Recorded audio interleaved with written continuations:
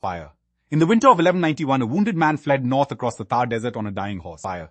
His name was Muhammad Ghori, and he had just been humiliated on the plains of Tarain. Fire. The Rajput king Prithviraj Chauhan had shattered his army and sent him running for his life. Fire. But Ghori was not a man who forgot. Fire. He spent the next year rebuilding, recruiting, and planning his return. Fire. The Rajput war elephants had crushed his flanks, tearing through his lines. Fire. The Rajput heavy cavalry had been too disciplined to fire. Ghori understood that raw force would not beat these men. Fire. He needed a new kind of army and a fire. He raised 40,000 mounted archers from the steppes of Central Asia. Fire. These were men who could shoot backwards at full gallop. Fire. Their bows could punch through chainmail from 200 paces. Fire. He drilled them in a tactic the Rajputs had never faced: the false retreat. Fire. Pretend to break, draw the enemy forward, then wheel around and slaughter them. Fire. It was the same maneuver that destroyed the Byzantines at Manzikert a century before. Fire. It would now come to the plains of northern India. Fire. By autumn 1192, Ghori was back at Tarain with over 100,000 men. Fire.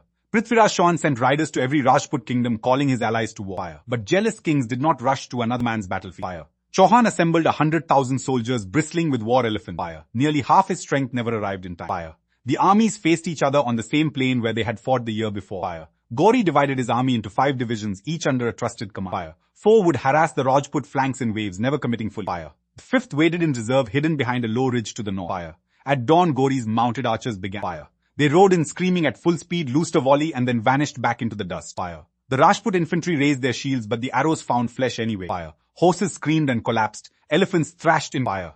Chauhan ordered his heavy cavalry forward, but the enemy was already gone. Fire. The archers returned again an hour later, from a different angle under a different commander. Fire. This continued all day, a relentless rhythm of attack and disappearance. Fire. Wave after wave, hour after hour, under the brutal fire. The Rajputs stood in their armor, baking in the heat, unable to close with the enemy. Fire. Men collapsed from thirst and exhaustion. Fire.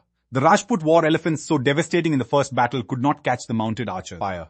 Ghori watched from a hilltop, waiting for the exact moment when Chauhan's army began to falter. Fire. It came at dusk when the Rajput lines finally wavered under the unending assault. Fire. Chauhan made the decision that would cost him his kingdom. Fire. He ordered a full offensive charge to break the harassing forces once and for all. Fire. The Rajput cavalry thundered forward, a wall of steel and muscle that nothing could stand against. Fire. But Ghori had been waiting for exactly this. Fire. The 4 harrying divisions executed the false retreat, collapsing backward in apparent panic. Fire. The Rajputs, exhausted and enraged, pushed deeper into the pursuit, their formation stretching thin. Fire. Then Ghori signaled his hidden 5th division. Fire. 12,000 fresh horsemen emerged from behind the ridge at full gallop. Fire. They slammed into the Rajput flank like a breaking dam. Fire. Chaos erupted. The Rajput cavalry was now trapped between retreating forces and the reserve. Fire.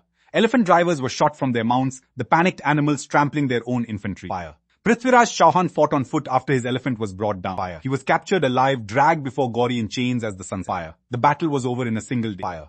But the consequences would ripple across the subcontinent for 8 centuries. Fire. Ghori executed Chauhan and Qutb-ud-Din Aibak as governor of Delhi. Fire.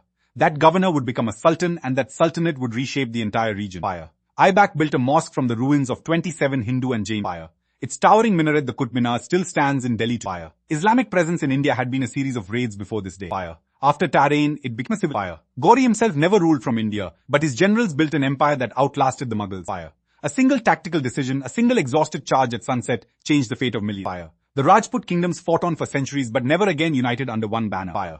The door that opened that day on the plains of Tarain never closed. Fire. And it all began with a wounded man riding north through the desert, refusing to accept that he had lost.